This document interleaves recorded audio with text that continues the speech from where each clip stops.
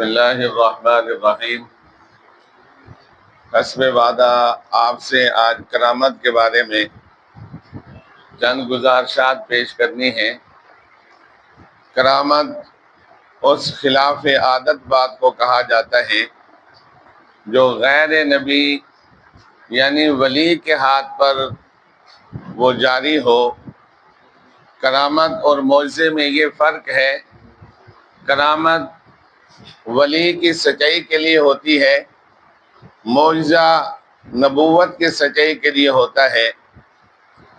کرامت ولی کو اس کی ولایت کے اظہار کے لیے ہوتا ہے، معجزہ نبوت کے اظہار کے لیے ہوتا ہے۔ کرامت کے اندر اعلان نبوت نہیں ہوتا، معجزہ کے اندر اعلان نبوت ہوتا ہے۔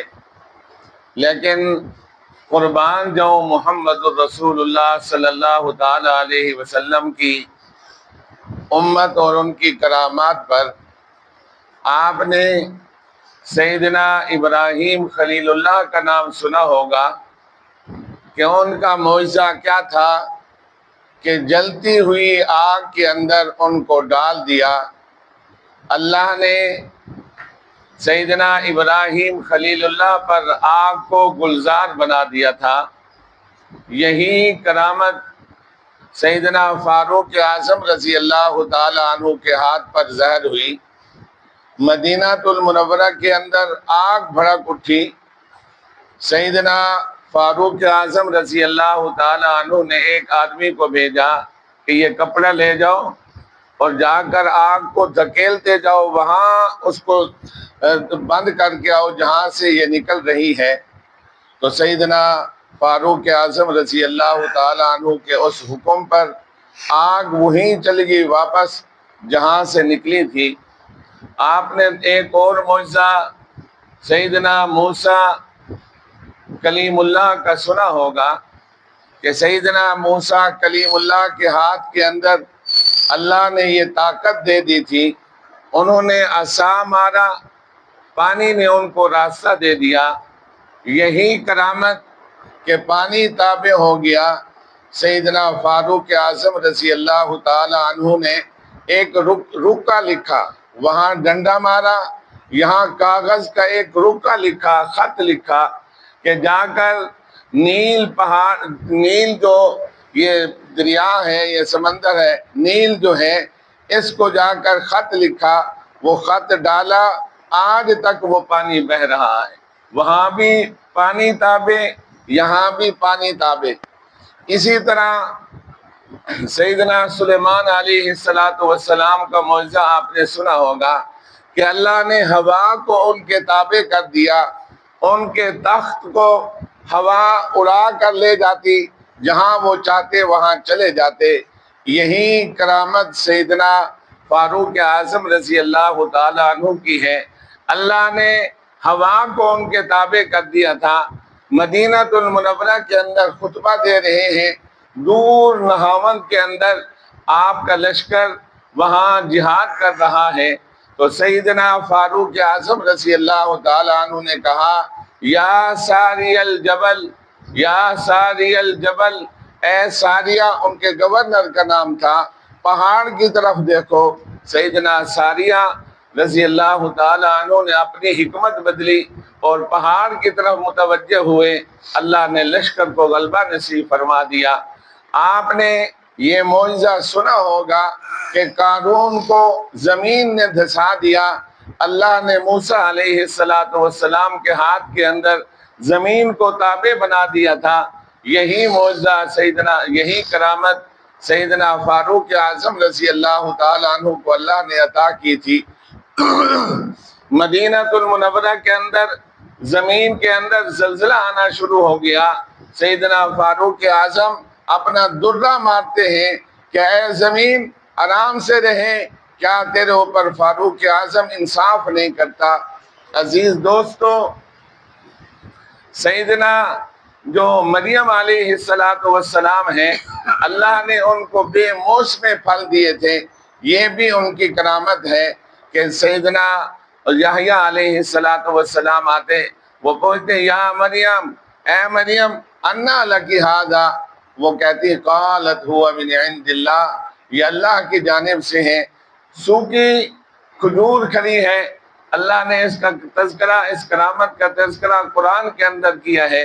وَهُزِّي إِلَيْكِ بِجِذْعِ النَّخْلَةِ تُسَاقِطْ عَلَيْكِ رُطَبًا جَنِيًّا، سیدنا مریم علیہ السلام اس کھجور کو حرکت دیتی ہے، سوکھی کھجور ہے، اب اس سے تازہ کھجوریں آپ کے لیے پیدا کر دی۔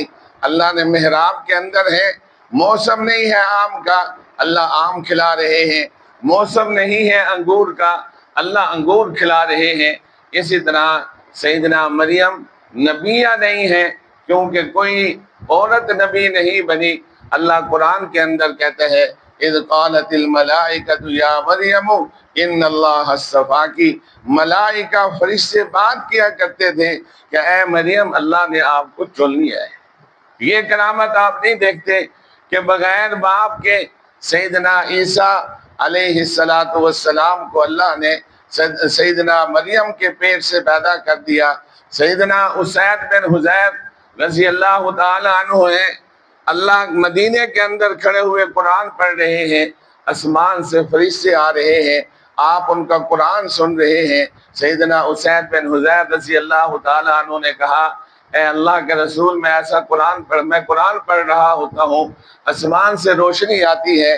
اللہ کے رسول نے فرمایا اگر آپ صبح تک قرآن پڑھتے رہتے، یہ ملائکہ ان کو مدینے والے بھی دیکھ لیتے۔ دیکھیں ملائکہ کا نازل ہونا، ملائکہ کی باتیں کرنا، یہ انبیاء علیہ الصلوۃ والتسلیمات ہیں، لیکن محمد الرسول اللہ صلی اللہ تعالی علیہ وسلم نے صحابہ اکرام کی ایسی تربیت فرمائی تھی کہ ان کی تربیت پر وہی باتیں جو انبیاء کے ساتھ ہوتی ہیں، اللہ صحابہ اکرام رضوان اللہ تعالی علیہم اجمعین کے ساتھ کر دے۔